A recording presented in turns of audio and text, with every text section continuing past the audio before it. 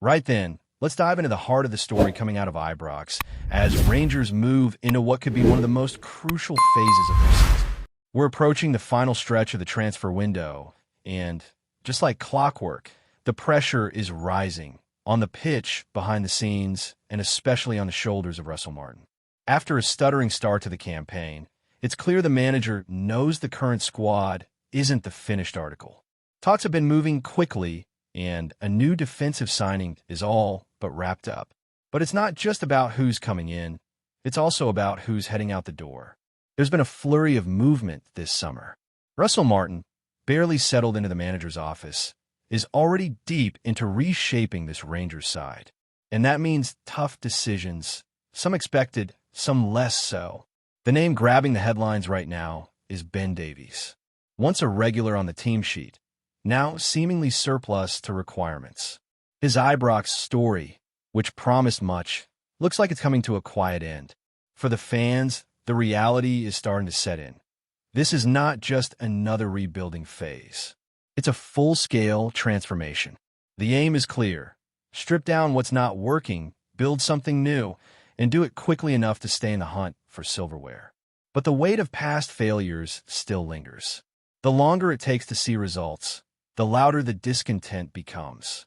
And that frustration boiled over once again this week.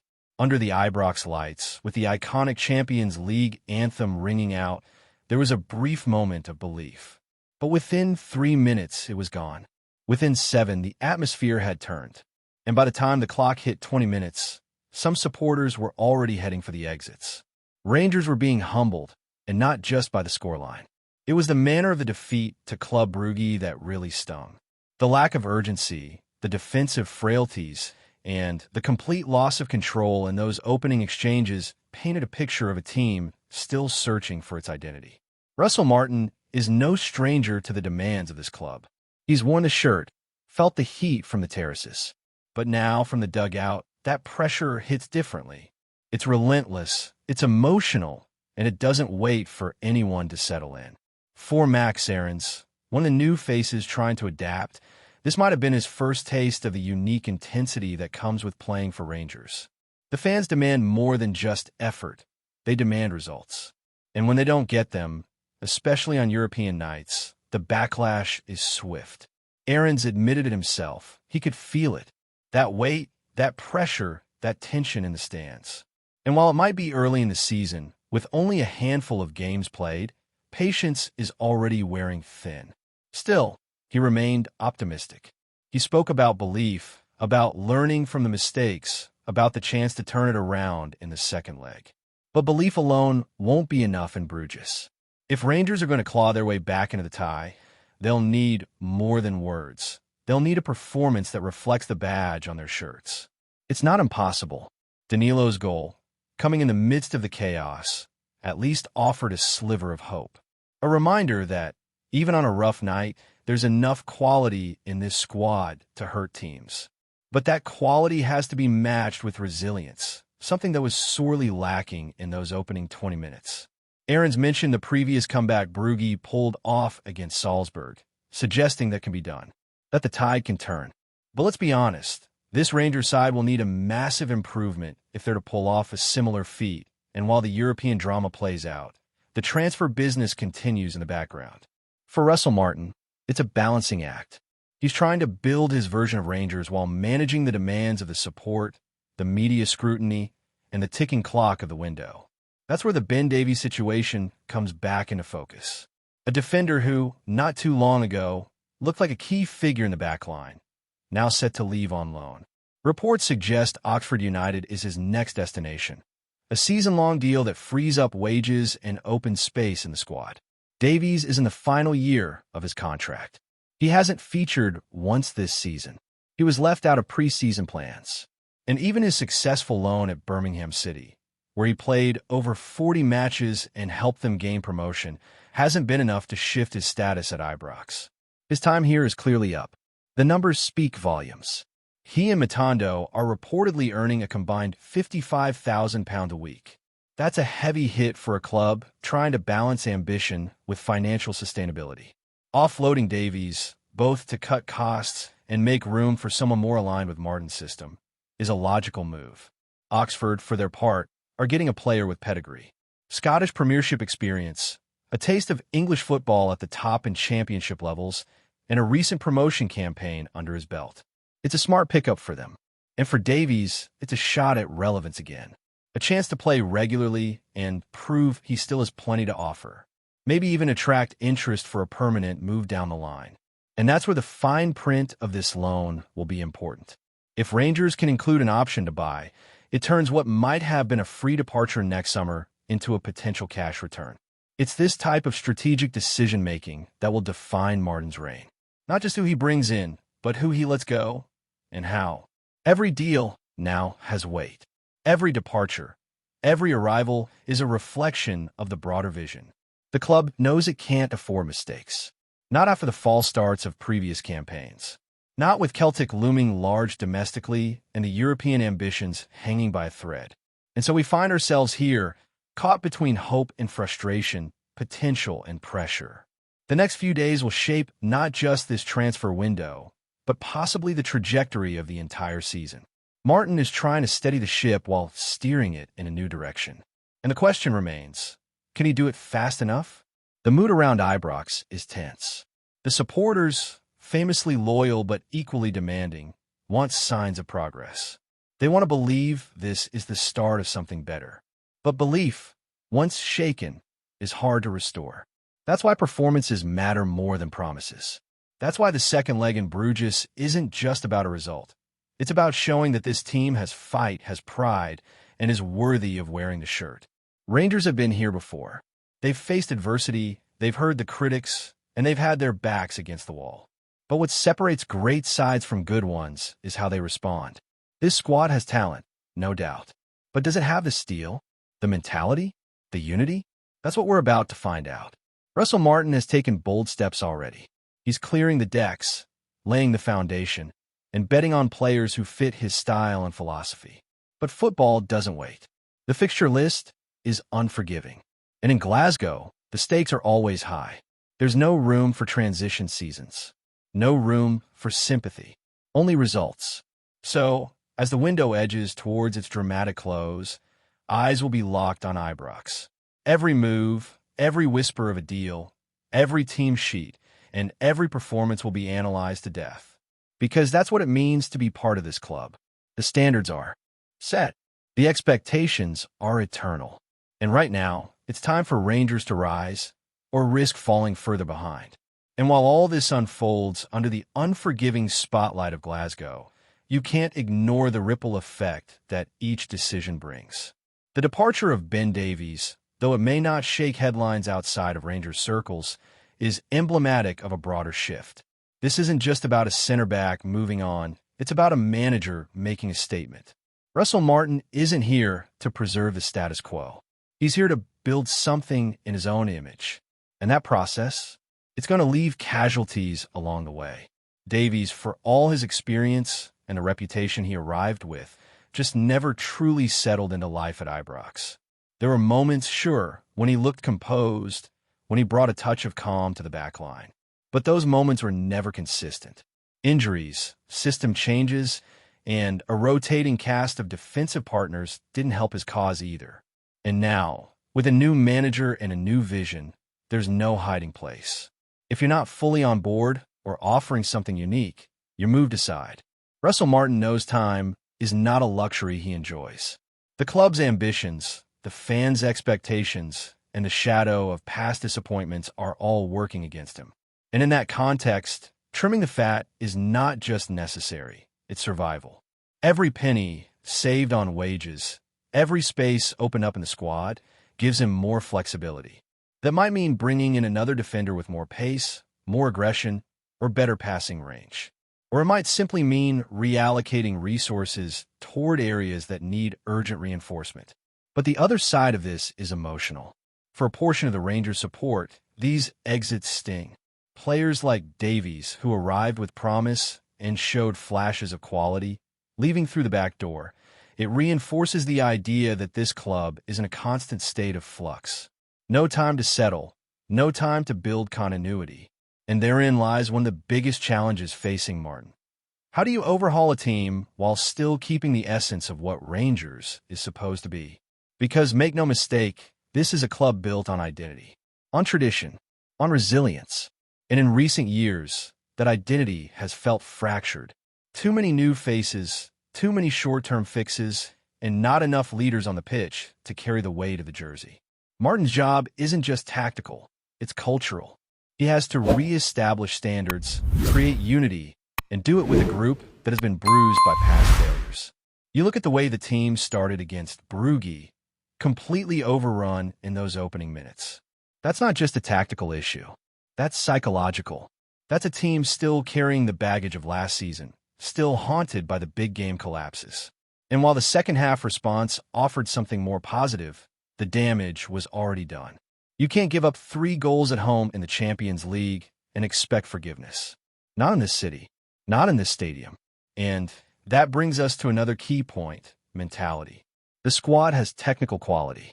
You can see that in flashes. In the way they move the ball, in the way individuals like Danilo or Todd Cantwell try to influence matches. But quality without belief, without courage under pressure, counts for little. Martin knows this. That's why his recruitment is focusing not just on ability, but on character. On players who won't wilt under the Ibrox lights. Players who understand that pulling on the blue shirt comes with scrutiny few other clubs in Britain can match. It's also why the second leg against Brugge now carries so much weight. Not just for European progression, but for pride. For proof. For a sign that this group is capable of learning, growing, and responding. Max Aarons talked about it. He mentioned the importance of turning the second half performance into a full 90 minutes. And he's right.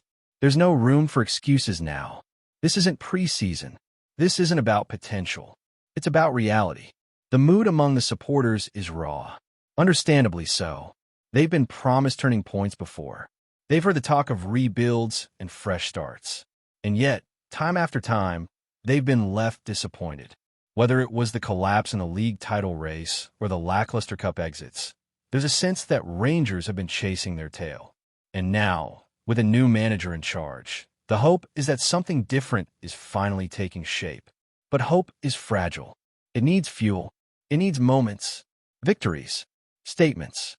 That's why Martin can't afford a slow start domestically, either. It's not just about Europe. Every drop point in the league will be scrutinized. Every tactical tweak analyzed. And with Celtic still operating as a machine, Rangers don't have the luxury of patience. They need consistency. They need leaders to step up. And they need to start putting together performances that match the rhetoric.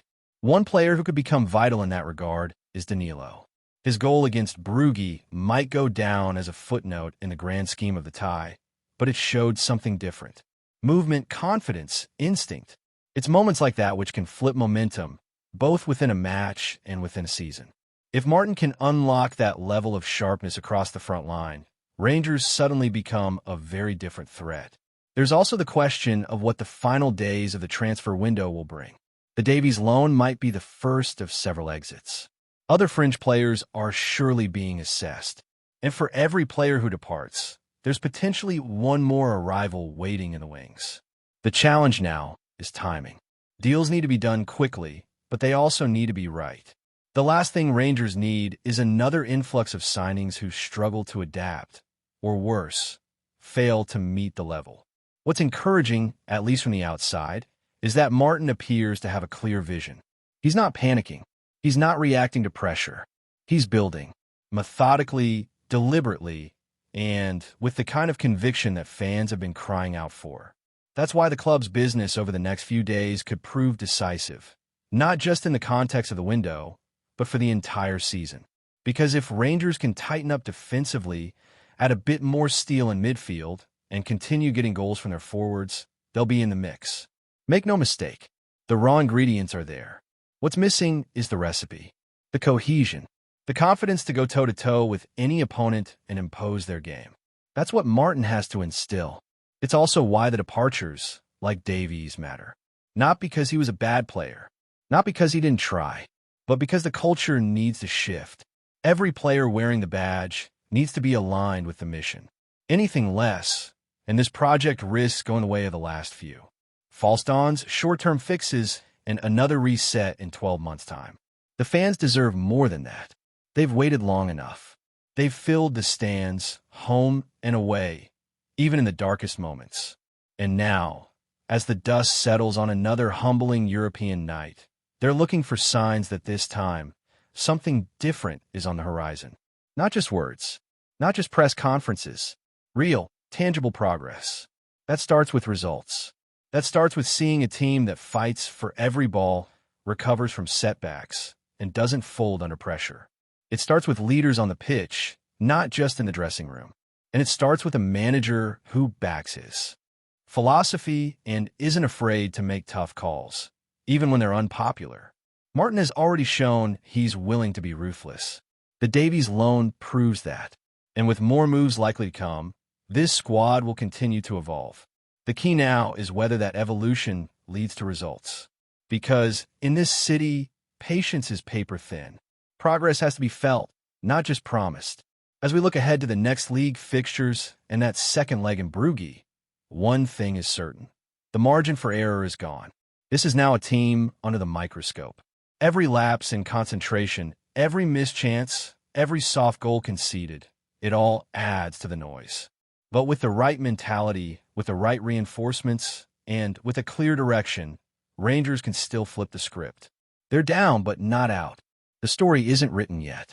And with the transfer window still open, the European tie still alive, and the league campaign just getting started, the chance to turn potential into performance is right in front of them.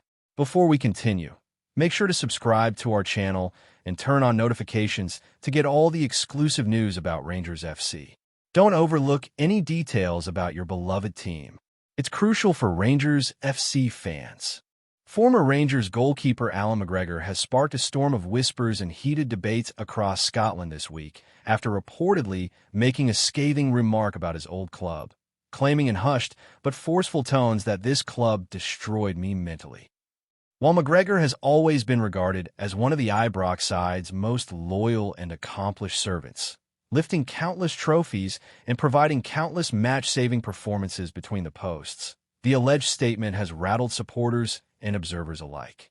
Some insist the words were taken out of context, perhaps exaggerated in the transition from a casual conversation into a full-blown tabloid sensation. Others argue that McGregor, having kept his silence through thick and thin during his long Rangers tenure, might finally be peeling back the curtain on darker realities that players often endure behind the glorified matchday facade. The footballing community thrives on such murmurs, and in Glasgow especially, where the rivalry and the spotlight burn brightest, every sentence uttered by a former icon becomes fertile ground for conjecture, analysis, and outrage. Yet no one, not even the most ardent of rumor chasers, can say for certain whether McGregor meant it as an indictment of the institution itself or of personal struggles magnified within the demanding blue walls of Ibrox. The ripples of McGregor's alleged outburst continue to grow, feeding a narrative of disillusionment that touches on the immense pressures faced by professional footballers at Scotland's most scrutinized clubs.